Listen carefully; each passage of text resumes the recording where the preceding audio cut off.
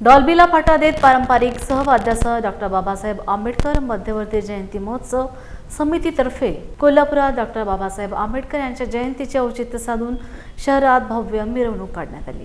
मिरवणुकीत मुलींच्या लेझिम पथकाने सगळ्यांचेच लक्ष वेधून घेतले, तर मिरवणुकीत महामानवाची प्रतिमा असलेले रथ हे मुख्य आकर्षण होते। ऐतिहासिक दसरा चौकातून मिरवणुकीची माजी आमदार मालोजीराजे यांच्या हस्ते सुरुवात करण्यात आली।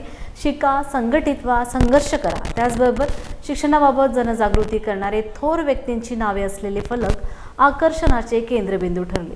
महिला पुरुषांनी पांढरे शुभ्र वस्त्र परिधान करून तथागत गौतम बुद्ध आणि डॉक्टर बाबासाहेबांच्या जयघोषांनी सारा परिसर दणाणून गेला। ही मिरवणूक ऐतिहासिक बिंदू चौकातून शिवाजी पुतळा CPR रुग्णालय मार्गे पुन्हा दसरा चौकात आली। यावेळी जिल्ह्यातील विविध पक्षातील सामाजिक, राजकीय तसेच इतर कार्यकर्ते मोठ्या संख्येने उपस्थित होते।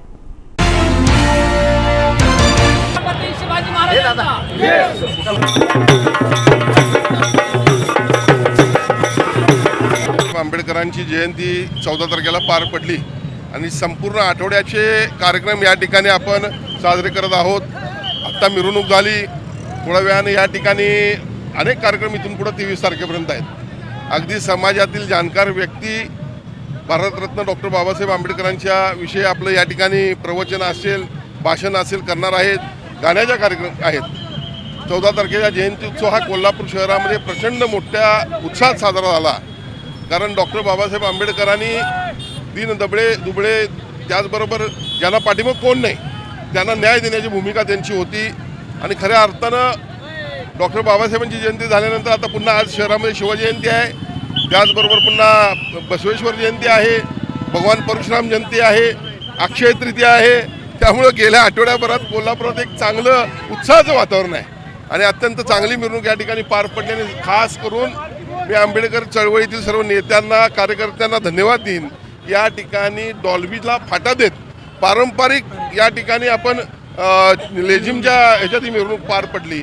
संपूर्ण कोल्हापूर शहरातील तमाम लोकांना माझ्या डॉक्टर बाबासाहेब आंबेडकर जयंतीच्या निमित्तानं हार्दिक शुभेच्छा। माझ्या कानावर ही गोष्ट आपल्या नेत्यांनी घातलेली आहे आणि लवकर याविषयी काय करता येईल आपण पाहू, कारण ज्या ज्या ठिकाणी अशा थोर पुरुषांचे पवनस्पर्श झालेले असतात, पदस्पर्श झालेले असतात, त्या जागा पवित्र झालेल्या असतात आणि म्हणून त्यांच्या निमित्तानं त्या ठिकाणी एक मोठं, मला वाटतं त्यांचं चरित्राचं मोठं लायब्ररी टाईप करण्याचा आपला मानस त्या ठिकाणी आहे।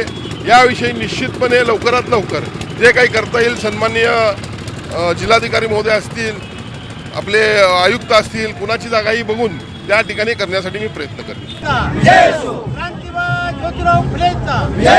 छत्रपती शाहू महाराजांचा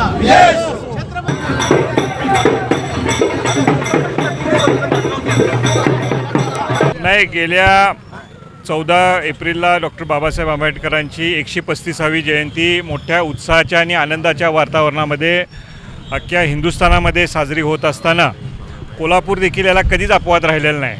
ही तर खरी शाहूंची भूमी आहे, ज्या शाहूंनी डॉक्टर बाबासाहेब आंबेडकरांना घडवलं, त्यांना सहकार्य केलं आणि त्यामुळं एक महामानव डॉक्टर बाबासाहेब आंबेडकरांनी या देशाची घटना लिहिली आणि घटनाकार म्हणून अख्ख्या जगभर प्रसिद्ध झाले। अशा बाबासाहेबांची जयंतीचा कार्यक्रम आज मध्यवर्ती जयंती समितीच्या वतीनं आज कोल्हापुरामध्ये होत असताना आज या ठिकाणी या जिल्ह्यातले सर्वच प्रमुख मान्यवर नेते मंडळी, शहरातले संपूर्ण आमचा आंबेडकरी समाज यामध्ये अतिशय आनंदानं साजरा होतो आहे। खऱ्या अर्थानं आज देशाला बाबासाहेबांच्या विचारांची खऱ्या अर्थानं गरज आहे असं मला वाटतं आणि आपण खरोखर ह्यांचे विचार नुसते फक्त घोषणा देऊन चालणार नाही, तर बाबासाहेबांचे खरे विचार आचरणात आणण्याचा प्रयत्न आपण सगळ्यांनी खऱ्या अर्थानं केला पाहिजे। तरुण पिढीपर्यंत खऱ्या अर्थानं बाबासाहेबांचे काय विचार होते हे जाण्याच्या दृष्टिकोनातून आपण सर्वांनी प्रयत्न केले पाहिजेत आणि मला असं वाटतं आज मध्यवर्ती उत्सव समितीच्या वतीनं जे काही कार्यक्रम आयोजित केलेला हा त्यातलाच एक भाग आहे असं म्हटलं तर चुकीचं ठरू नये। मी बाबासाहेबांच्या जयंतीच्या निमित्तानं तमाम या जिल्हावासियांना, आंबेडकरवासियांना मनापासूनच्या शुभेच्छा व्यक्त करतो। नाही, निश्चित कालच ज्यावेळेला हा विषय मला वाटतं काही वर्तमानपत्राच्या माध्यमातून खासदार छत्रपती शाहू महाराजांच्या देखील निदर्शनास आला। दिल्लीमध्ये विशेष अधिवेशन 3 दिवसाचं असल्यामुळं तिथनंही मला त्यांनी फोन करून विचारला हा विषय नेमका काय आहे आणि कुठपर्यंत थांबलेला आहे. मला वाटतं स्वतः खासदार साहेब देखील शासन स्तरावर प्रशासन स्तरावर याचा पाठपुरावा करतील आणि निश्चित स्वरूपात ती ऐतिहासिक वास्तू, ती हेरिटेज वास्तू, ज्या वास्तूला बाबासाहेबांचा स्पर्श झालेला आहे, ही वास्तू त्या कारणासाठीच ही वापरण्यात यावी यासाठी निश्चितपणे प्रयत्न केले जातील आणि त्यात आपण यशस्वी देखील होऊ.